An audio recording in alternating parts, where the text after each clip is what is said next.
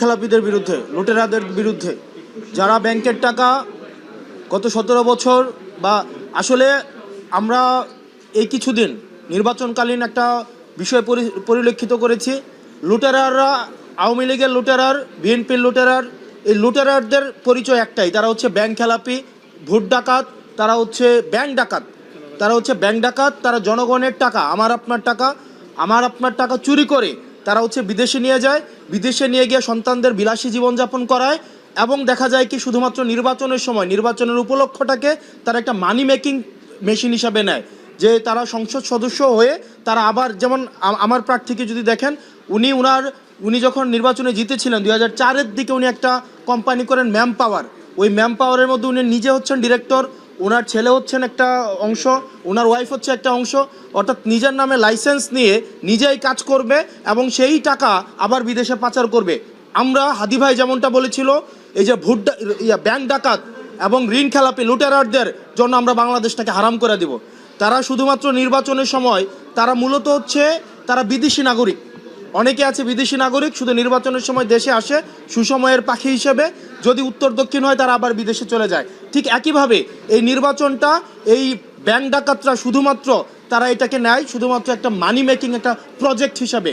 আপনি একটা জিনিস চিন্তা করেন তো, শিয়ালকে যদি আপনি মুরগি পাহারার দায়িত্ব দেন তাহলে ব্যাপারটা কেমন দাঁড়ায়? ঠিক একইভাবে যারা চুরি করে, যারা হচ্ছে ব্যাংক চুরি করে, তাদেরকে আবার সংসদে পাঠাচ্ছেন আবার হচ্ছে ব্যাংক চোরদের ধরার জন্য। ব্যাংক চোরদেরকে সংসদে পাঠিয়ে কখনোই ব্যাংক চোর ধরা যাবে না। আপনি আমার প্রার্থীর যে বিষয়টি, উনি হচ্ছেন ওনার যে লোন, এটা হচ্ছে রাইট অফ লোন, কোনো পার্শিয়াল পেমেন্টে কখনোই হচ্ছে সেটা পরিশোধ হয় না। উনি একটা ব্যাংকের সাথে এগ্রিমেন্টে গিয়েছেন এবং সেটা হচ্ছে একটা ফ্রুটফুল এগ্রিমেন্ট। এই ফ্রুটফুল এগ্রিমেন্টে সেটা ওনার সিআইবি থেকে ক্লিয়ারেন্স হয় না। দেখেন, আমরা চাই প্রতিনিধিত্বশীল ব্যবস্থার মধ্য দিয়েই জনগণের ম্যান্ডেট নিয়ে যারা ক্ষমতায় যাবে তারা ক্ষমতায় যাক, সেটা নিয়ে সমস্যা নাই, কিন্তু এটা আমাদের একটা দীর্ঘমেয়াদী একটা ফাইটের একটা অংশ।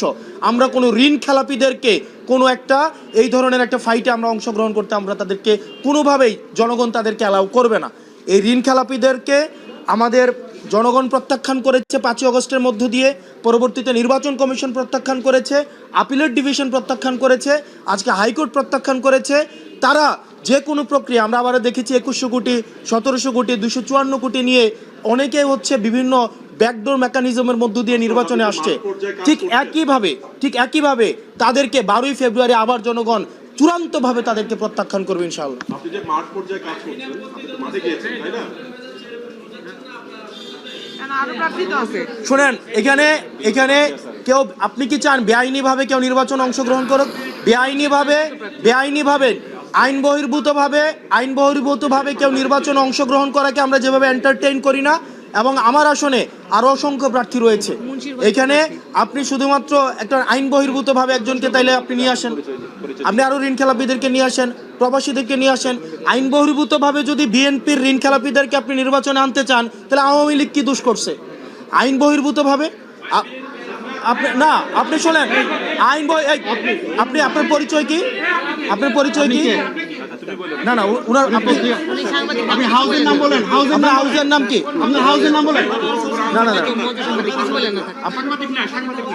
আমার এখানে সম্মানিত উপস্থিত আমাদের সাংবাদিকবৃন্দ যারা আছেন, আপনাদের সাথে আমাদের পেশাদারি সম্পর্ক, আপনারা নিরলসভাবে পরিশ্রম করে যান, আমাদের বার্তা আপনাদের মাধ্যমেই জনগণের কাছে পৌঁছায় এবং বস্তুনিষ্ঠ এবং নিরপেক্ষ সাংবাদিকতার মাধ্যমেই 5 আগস্টের পরে এবং পূর্বে আপনারা ইতিমধ্যেই আপনারা দৃষ্টান্তকারী, আপনারা উদাহরণ সৃষ্টি করছেন। কিন্তু আমি আপনার কাছে, আপনি মানে হাউজের নাম বলে প্রশ্ন করলে সেই প্রশ্নটা হচ্ছে গ্রহণ করতে ভালো, এবং সেক্ষেত্রে আমার পেশাদারি সাংবাদিকরাও একমত হবেন বলে আশা করি। আপনার হাউজের নাম কি? ওকে ভাই, এখানে প্রেস ব্রিফিং হচ্ছে, এটা প্রেস প্রশ্ন করবেন না।